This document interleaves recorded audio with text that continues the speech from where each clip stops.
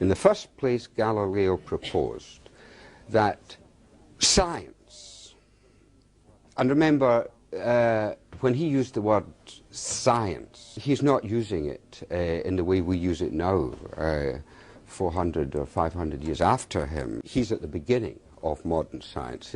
So when he uses the word science, he's not using it with all the history of the last century since him. We should, he said, try to investigate the world as though there was no living creature in it, as though there was no consciousness, as though all human beings were dead. He said, imagine what might be here if we were all dead, and there was no living creatures, not only human beings, but no living creatures of any kind to project our apparitions of sight, sound, taste, touch and smell and our experience upon whatever is the case. Let's eliminate ourselves completely, and we will investigate the remainder, what we imagine might be there if we weren't there. That is a thought of profound genius, which has changed the whole world by eliminating ourselves from it. And of course, when we eliminate ourselves from the world, we eliminate our world. What is our world of experience, the world we actually live in? The primary qualities are forever unexperienceable by us, because anything we can experience is not what science wants to investigate. As soon as we investigate some aspect of our real lived experience world, we're not being Galilean anymore. So what is the use to a scientist of that world? This world, our world? Well, I asked a very well-known physicist that question. I asked him, well, what is it all doing here? I mean, what is it, all this, you know, to you as a mathematical, theoretical physicist? And he looked around at it. I mean, you never thought of that. But he said, well, I suppose it's very useful. Now, with the whole world, as we live in it, as it is lived by us, has simply become a very treacherous and imperfect scientific instrument. It's simply a tool. It's something to be used, to penetrate beyond it. If we get in the right way of penetrating it to get beyond it, then we can use the world. We can use the whole world as a tool to go beyond it. He said, some months later I met him again and he said, but I don't want you to use my, don't tell him that I said that. Now, when we've abolished the world in theory like that, it seems only a footnote to wait for us to demolish it in practice. We've already destroyed the world, discarded the world in that Galilean sense in theory. I'm not going to labour the point that the world that we actually live in is not my subjective experience. It's not inside my head. It's not an epiphenomenon of my brain. It's not inside rather than outside the world. And the second thing that Galileo, the Descartesian and the Francis Baconian scientific world has, or scientific paradigm that I want to mention is proposed to us, comes from Bacon, which is Francis Bacon. Bacon had a slightly more romantic, you might say, idea of nature than Galileo, but they go together.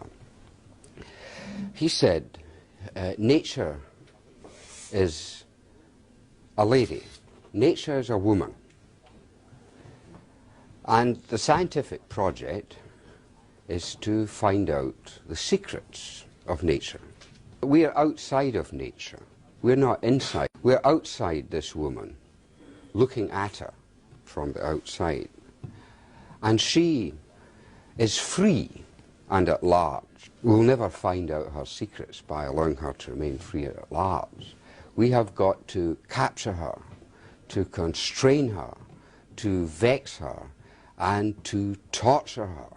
And we will torture the secrets out of nature, then we'll wring the truth out of her. We've got to somehow or other put consciousness back into our equations, because here we sit and we elaborate our tautological laws of tautological spinning out of mathematical equations, the regularities and formalisms and of our own minds, of our own consciousness, and then as we, with more and more sophisticated probes, investigate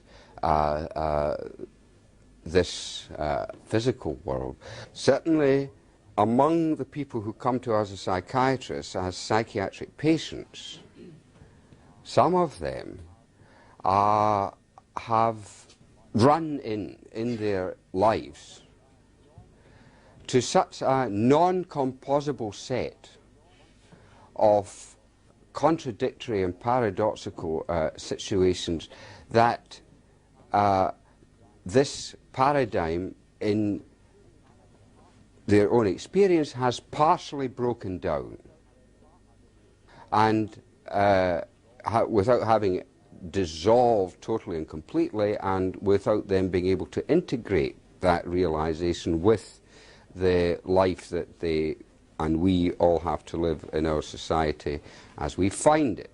Quite a number of our own population are in states of confusion and bewilderment and consternation and terror and fright and so on, because they are not able to hold together this experiential shadow of the Galilean, Descartesian and Baconian paradigm. As psychiatrists and psychotherapists who profess to be able to be of some service to people in distressed states of mind, we can't expect to be of any genuine service to people beyond imprisoning them, locking them up, monitoring them, surveilling them, looking at them, itemizing quantifiable and repeatable, reliable pieces of data, giving drugs, giving electric shocks and this or that, giving depot injections and putting people back more or less zombified, more or less robotized, back out in the streets, and that's that, and that's a good outcome. We can't expect to do any more than that. Psychiatrists, I would say, as a profession, are perhaps more afraid of the mind than any other profession. As Adolf Meyer said, the occupational disease of psychiatrists is psychophobia. Psychiatrists, I mean, I'm not speaking individually or personally, but characterizing a certain trend within the psychiatric profession is a condition, you might say, of psychophobia, the fear of the psyche, because psychiatrists can see what happens to people, but all is not lost, all is not...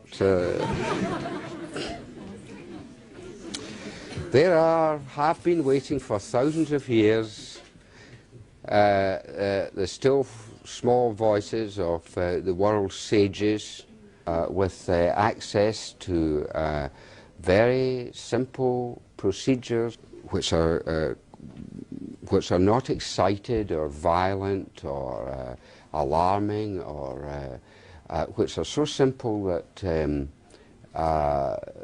they're so difficult. The simple is often the most difficult. These terms go under, you might say, the general heading of meditation. And different traditional practices of dissolving this ignorance of the world as it actually is.